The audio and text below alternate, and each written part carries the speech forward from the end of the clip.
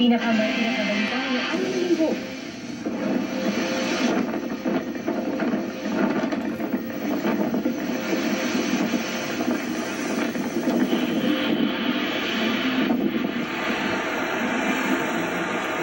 Bagyong Aghon na mas lumakas bilang tropical storm, nagpabaha.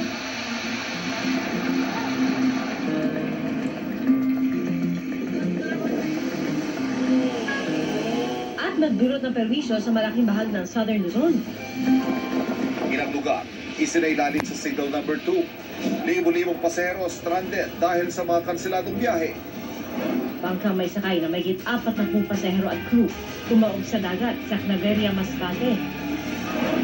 Huli ka! Rider sa Batangas, tumalsik at nagpagulong-gulong matapos salpukin ng SUV. Driver, tumakas.